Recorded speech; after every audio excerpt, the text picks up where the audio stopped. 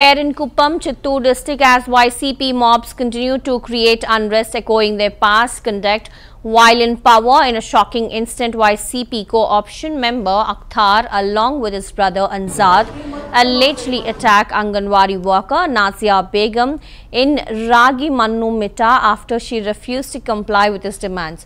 The woman sustained serious injuries in the knife attack and is currently receiving treatment at a hospital. She also revealed that Akhtar has been harassing her regularly on a plea for protection.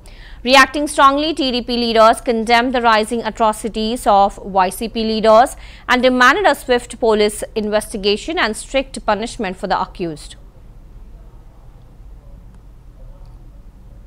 Bharat sir చెప్పేసి ఏదో notice తీసుకొచ్చేసి నాకు పని నుంచి తీసేదని చూస్తున్నాడు sir. అప్పుడు నాకు పని ఇచ్చింది నా సీఎం సారే నాకు అప్పుడు పని ఇచ్చింది. ఈయన టీడీపీ పార్టీ అనేసి భరత్ సార్ తీసుకొచ్చేసి పని నుంచి తీసేదానికి 2-3 సార్లు వార్నింగ్ ఇచ్చేసిపోయినారు సార్. నాకు నువ్వు టీడీపీ నీకెందుకు ఈ పని అనేసి ఆయన పార్టీ ఉన్నప్పుడు పెద్ద రాద్ధాంతం చేస్తున్నారు సార్. స్కూల్ దగ్గర వచ్చి సరే నేను భరత్ సార్ వాళ్ళ ఇంటి దగ్గర పిలిపించేసి వార్నింగ్ ఇచ్చినారు. మరి నువ్వు ఎందుకు మా మాట వినువు టీడీపీ అంటావంట ఊర్లో అనేసి వార్నింగ్ ఇచ్చినారు. ఈ ప్రశాంతమైన కుప్పంని గత 5 ఏళ్ల కాలం పరిపాలించినటువంటి వైసీపీ వాళ్ళని నాయకులను అనాలో మాకు అర్థం కావడం లేదు. నిజంగా ఈరోజు చాలా బాధాకరం.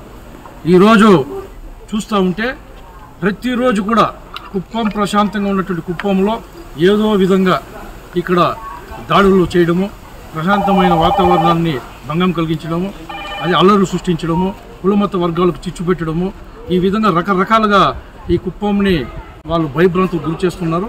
చంద్రబాబు నాయుడు గారి ఆదేశానుసారం ఆయన ప్రతినిత్యం కూడా కుప్పంలో ఏం జరుగుతుందనేది అన్నీ కూడా సార్ గమనిస్తూ ఉన్నారు. ఈరోజు తీసుకుంటే ఇక్కడ ఎవరైతే అంగన్వాడీ వర్కర్ నజ్మా ఉండదో రాగిమాని మిట్ట వాళ్ళ కుటుంబం కూడా చాలా నిరుపేద కుటుంబం. ఆ కుటుంబం పైన దాడి చేయడమే కాకుండా ఎవరైతే ఈ వైసీపీ రౌడీ షీట్లు ఉన్నాడో అఖ్తర్ అనే వ్యక్తి గతంలో అనేక కేసులు ఉండదు అతని పైన.